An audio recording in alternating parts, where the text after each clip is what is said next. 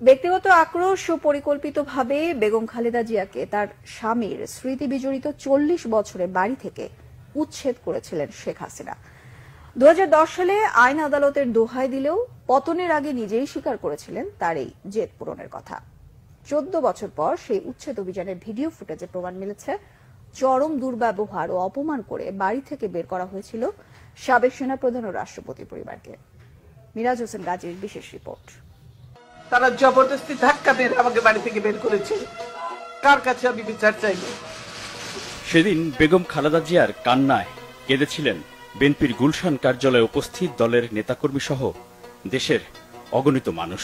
কিভাবে রাষ্ট্রীয় সন্ত্রাসের মাধ্যমে আমাকে শহীদ জিয়ার স্মৃতি বিজড়িত বাড়ি থেকে উচ্ছেদ করা হয়েছে। একজন বিরোধী দলীয় নেত্রী, সাবেক ৩ বারের প্রধানমন্ত্রী, সাবেক রাষ্ট্রপতি ও সাবেক সেনাপ্রধানের সহধর্মিণী, তার এমন কান্নার পিছনের কথা জানেন না তরুণ প্রজন্মের অনেকেই। কি সেই অজানা কথা? আমি প্রায় ৪০ বছর ধরে এই বাড়িতে বাস করে আসছি। স্মৃতিময় বাড়ির সঙ্গে জোর করে ছিন্ন করা হলো আমার এতকালের সম্পর্ক। ১৩ নভেম্বর ২০১০ স্বামী জিয়াউর রহমানের স্মৃতি বিজড়িত ৪০ বছরের বাড়ি থেকে এক প্রকার টেনে হিঁচড়ে বের করে দেওয়ার বর্ণনা ছিল হৃদয় বিদারক। আজকে যেভাবে আমাকে অপমান করা হয়েছে, ঘরের দরজা ভেঙে আমার বেডরুমের দরজা ভেঙে রীতিমাত্র ট্রেনে হিঁচড়ে তারা বের করেছে।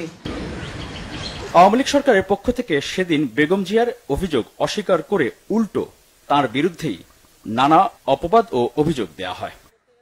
টেনে হিঁচড়ে বাড়ি থেকে বের করে দেয়া, দরজার তালা ভাঙ্গা, এক কাপড়ে চলতে যেতে বাধ্য করা, নিকটাত্মীয়ের সাথে অসদাচরণ নিতান্তই অসত্য, বানোয়াট ও উদ্দেশ্য প্রণোদিত।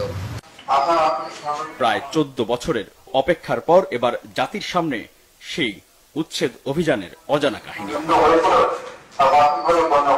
২০১০ সালের সেই উচ্ছেদ অভিযানে ধারণ করা ভিডিওতে দেখা যাচ্ছে বেগম খালেদা জিয়া বাসার ভিতরে সোফায় বসে আছেন। তাকে বের হয়ে আসতে বলছেন উচ্ছেদে নেতৃত্বে দেয়া কর্মকর্তারা। আপনি সহযোগিতা করেন না ম্যাডাম, এই জন্য হয়তো বাধ্য হওয়া হচ্ছে। আমি সহযোগিতা সবসময় করি, আমি তো ভিডিওতে আরো দেখা যাচ্ছে বেগম জিয়া বলছেন সুপ্রিম কোর্টের আপিল শুনানি পর্যন্ত অপেক্ষা করতে। আমরা বেশি কথা বলতেছি না, আমরা বিষয়টা নিতেই না নিয়েছে তারা, এবং তারা রাইটলি আদেশ দিয়েছে। তারা 29 তারিখ ডেট দিয়েছে শুনানির জন্য।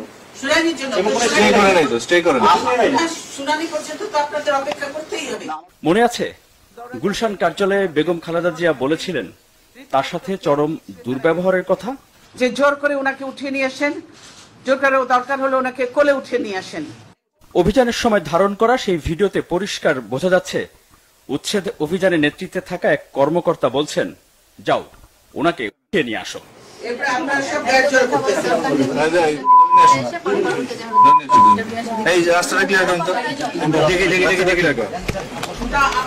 এছাড়া বেগম খালেদা জিয়ার বেডরুমের দরজা ভেঙে ভিতরে প্রবেশ করেছিল উচ্ছেদ অভিযানে অংশ নেয়া সদস্যরা। সবচেয়ে সুন্দর ঘর বেগম খালেদা জিয়ার শোবার ঘরটি।